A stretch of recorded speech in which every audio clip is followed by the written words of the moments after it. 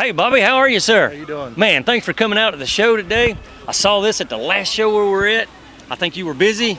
We couldn't catch the story, but I see you this time, and I'm going, man, that GT40 setup in the back of this thing is awesome. I gotta catch the story on it. Thank you. Walk over here for a second. Let's get a little closer, man. I gotta ask you about this. All right. Where's a feller find a transaxle setup like that, man? The motor and transmission was out of a 06 Ford GT. Internet, eBay. Okay. Guy up in Illinois specializes in those cars, parting them out, and I bought the drivetrain from him. Well, I was about to say, what'd you do, wreck a GT40 and part it out? No. I mean, not just anybody does that. No, I wanted one, but I couldn't stand the price tag on one, so I just built one that I could afford to ride in. Wow. Well, we honor you, sir, for building this one and bringing it out to show it to us. Thank you. Because you don't see this every day. No, it's something a little different. Yes, it is. I'm looking at some carbon fiber. The whole engine bay is carbon fiber, it looks like. Yes, sir. You got a very unique mount setup now. Is that standard GT40 setup, or is that something you came up with? It's got a full chassis, home-built chassis under it. It's all aluminum control arms. It's got coilovers. It's got 6-piston brakes all the way around. This was a one-owner car. I bought this car from the original owner. I used to change oil in this car when I was in high school. Oh, nice. Yep. And I finally talked him out of it and wanted something a little different. That's where we came up with the rear engine deal. Yep. And as far as I know, there's only one other one in the world. It's a 69. It's in Oregon. It's a silver car. Okay. But it doesn't look original. This car, I wanted to keep the body lines original so it look original. It does look original. Man, when you shut the hatch on this, ain't nobody going to know what's in there. It's kind of funny. People come, they look under the hood, and they think it's an electric car until they come to the back and see the motor in the back. That kind of messes them up. I got to ask you, man, does it hook up? Have you ran this thing? You get older, you get a little smarter. Yeah, okay. I've not run it as fast as it will run. It will probably run as fast as you could drive it. Wow. It hooks up good. It drives good. I own like 15 cars. This is my favorite car to drive. Oh, man. I love driving this car. I've drove it in the rain. I've drove it to Charlotte twice. We've been to Maggie Valley with it. All right. We carried it to the Mustang 50th anniversary and got top 10 out of like 7,000 cars up there. I'll bet you did. Yeah.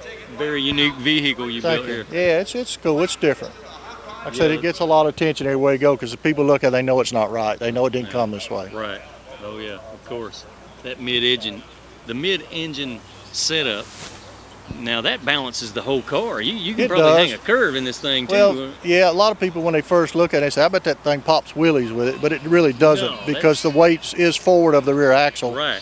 And it's equally distributed with all the fuel and the radiators and everything being up front.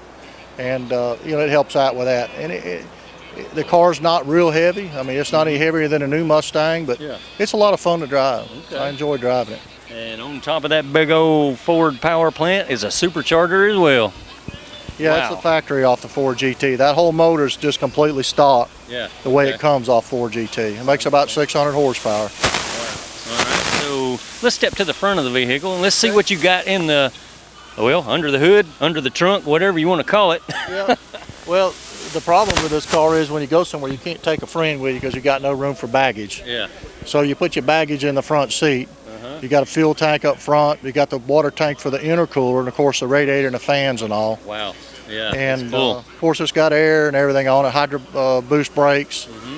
And there was a big concern of it running hot when I built it, but believe it or not, it runs extremely cool. It does extremely well. I noticed you got a radiator up front, or is that it's a radiator? Well, no, it's got the radiator up front underneath the panel. Okay. And it's got electric fans on it. Yeah. And it has fans as well that blow air through the tunnel. It's got fans in the back.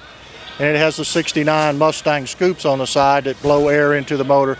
Trying to keep the most air blow across it. Try to keep it as cool as you can because you don't have a lot of air traveling across it. Okay, you got some kind of scatter shield behind your head. It's got a full firewall, 2-inch thick firewall, heavily insulated behind me. Right. Mainly to protect against the noise, trying to keep the car quiet on the inside. I guess the heat would build up in there too. Yeah, but I don't have a heat problem with it. It's real. It's got a little, when you drive with the windows down, it's a little noisy. But I can talk to you and we can ride down the road, listen to the radio, whatever. It does pretty good. That's probably the coolest Mustang I ever saw. Thank you. I appreciate that very much. That's got to be the coolest one around, man. Thanks. That's awesome. Nice build.